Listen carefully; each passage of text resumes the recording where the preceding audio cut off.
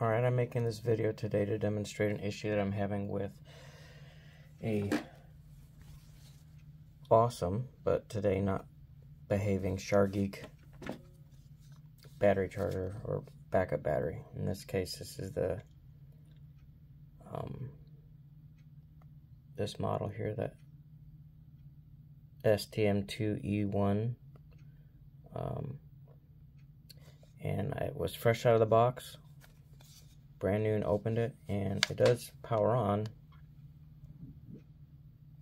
As we can see by the display, it came with a factory charge on it, which has already gone down a little bit because it came at like 56 or 60 and it's at 46, and that's possibly from sitting, but it's also from me attempting to charge it. So we're going to be using a charger that came with a SharGeek charger battery back a while ago that I got on Kickstarter when they first started making their batteries. I got the big one, and it came with this charger, which is a very capable system. It's able to output at USB-A 2 amps, 5 volt, 9 volt, 12 volt, 3 amp, 20 volt, 2 amp, and at USB-C it's a 3.25 amp system at those voltages, all the way up to 15 volt. So it's a very capable charger. I think it's a 40 watt altogether, if you do the math. And so we're going to be using this charger to try to charge this. What happens so far is this turns into a portable pocket frying pan. It gets super hot to the point where you can't touch it. It does not actually charge. It flips between charging and discharging, and eventually just slowly discharges. So we're going to plug this in.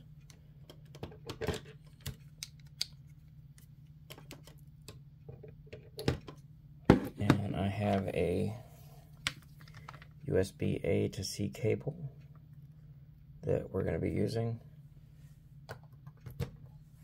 And first, to demonstrate that the cable is working and the charger is working, we have Ampere app open on this phone.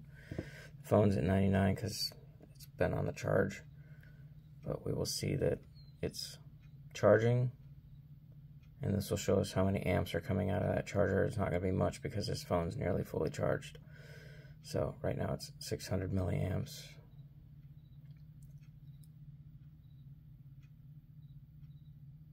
So that gets that. So let's plug in the SharGeek and see what she does.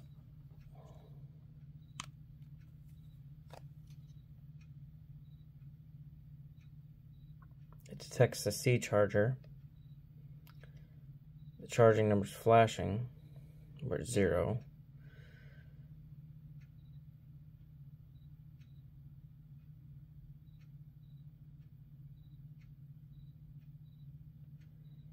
And this is all it does.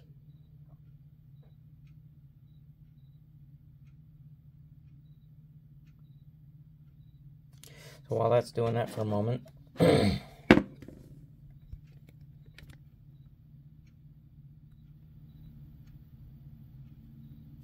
going to get a different cable, a C to C cable to charge with. This is a style pie charger cable. It's a 4.0 240 watt cable. So we're going to unplug the A so that there's nothing else plugged into the charger. Plug it into the C, and again we'll go back to the phone and plug this cable in and see that it's charging.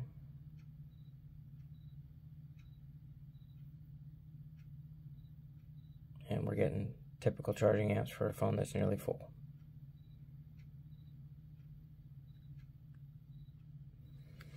Alright, so let's go back over to the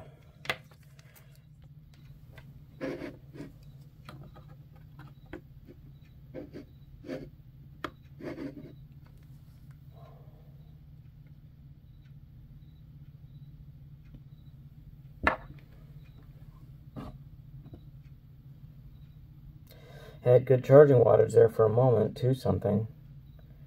And now we're back to the flip-flop. And it will just continue to do this until it overheats, and then it'll say overheating. So I'm going to let it sit here and do that, so it gets to the point of overheating, and then it will stop itself. It takes a little while.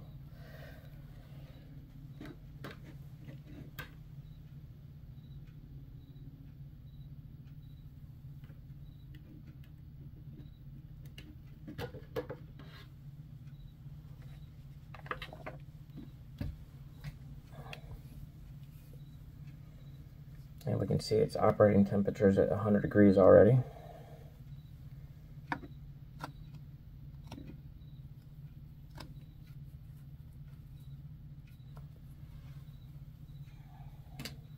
And we have a thermal camera, so we can also look at it. Let me zoom out here. We can also look at its temperature and see where the heat is coming from. It's coming from the charging capacitor, I'm guessing.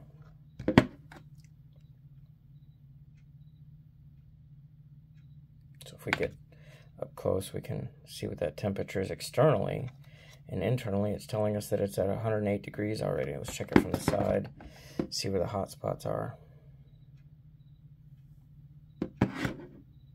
Still that front piece.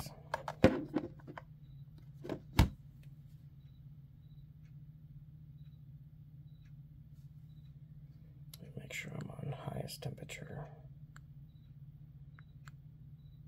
Highest. There we go.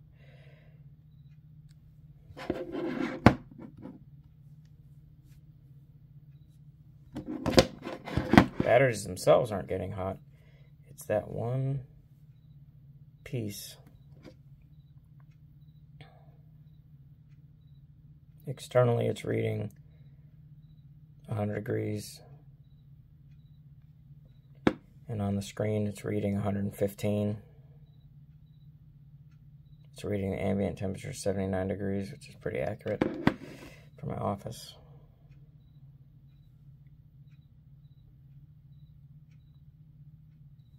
So we can see where the hot spot is. It's obviously that component.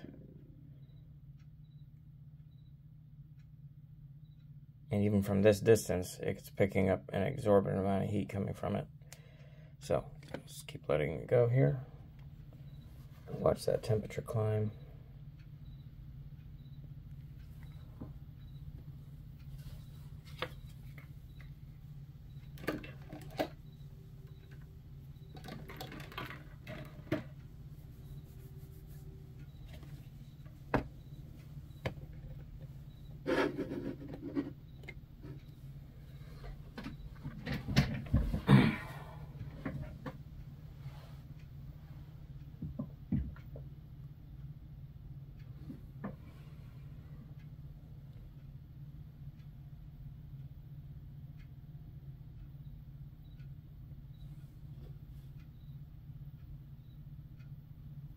It's reading 120 degrees, and which is messing with its ambient temperature thermometer, because now it's reading 82 in here, and we're still flashing at 46% total charge.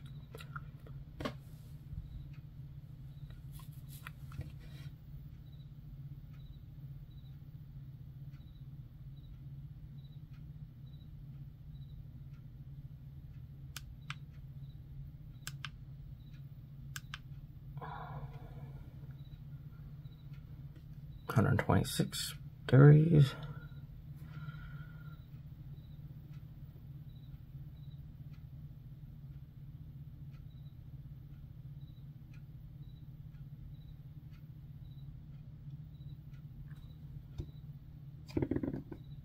It's getting a little warm to the touch now, that's for sure.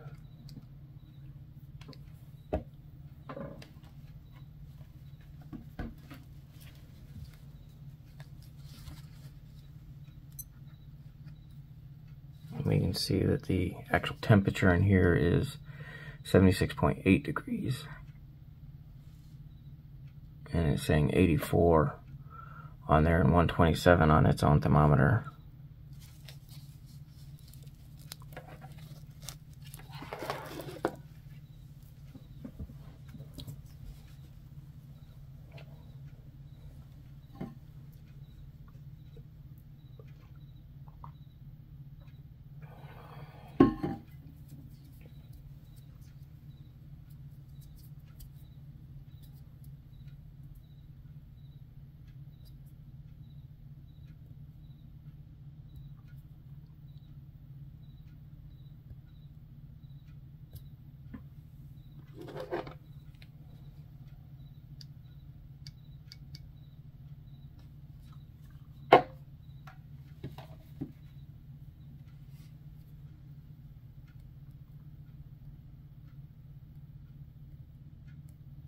So it'll just keep going like this until it overheats. I'm going to stop the video here and upload it, but I wanted to give a demonstration of the issue and obviously where it's coming from. You know, the component that there's a problem is the that R3R guy.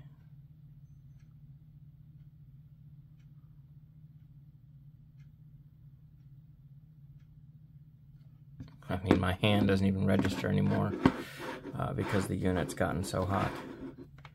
So usually it should be, you know, like this. But my hand doesn't even show it because the unit's gotten so hot at 135 degrees now. So thank you for your help.